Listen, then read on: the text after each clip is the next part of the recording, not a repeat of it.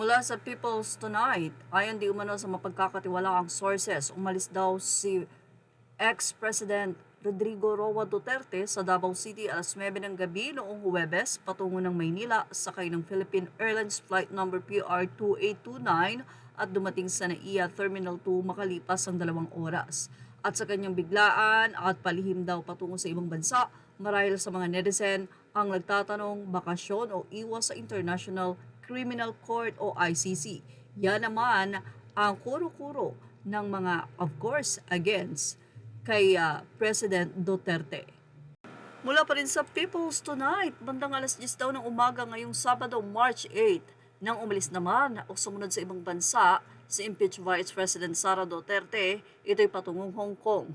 Lulandi umano ng Philippine Airline Flight PR318 mula sa Ninoy International Airport, NAIA Terminal 1 ayon sa mapagkakatiwalaan naman daw source. Ang parehong source ang nagkumpirma sa pag-alis ni dating Pangulong Rodrigo Duterte sa Davao City bandang 9 ng gabi ng March 6 patungo sa Maynila sakay ng Philippine Airlines Flight number PR2829 at dumating sa NAIA Terminal 2 makalipas ang 2 oras. Mula sa Maynila nagbiyahe patungong Hong Kong ang dating Pangulo alas 8:42 ng umaga noong Biyernes, March 7. Napaulat ang magkasunod na pagbiyahe ng mag-ama papuntang Hong Kong sa gitna ng mga espekulasyon na umano'y paglalabas ng International Criminal Court or ICC ng arrest warrant laban sa dating presidente. Ang Hong Kong ay isang administrative region in People's Republic of China na sinusuportahan ni Digong noong siya ay nakaupo pa sa Malacanang.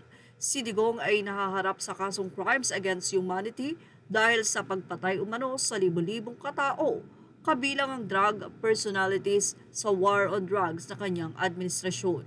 Unang-unang napaulat na kasama rin sa iniimbestigahan ng ICC si VP Sara matapos ituro ng dating pulis at self-proclaimed Davao Death Squad member ni si Arturo Lacscana sa pagpapatupad umano ng malawakang pagpatay sa mga hinihinalang kriminal sa Davao City noong alkalde pa ito ng siyudad.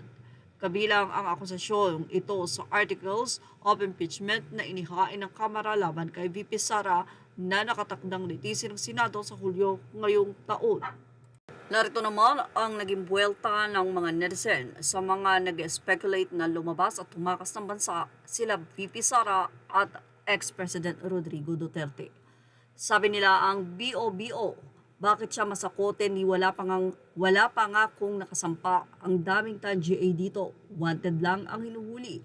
Chill lang kayo at maghanda kayo sa eleksyon. Kakahiya naman pag nag-number 1 si Squibs sa balota.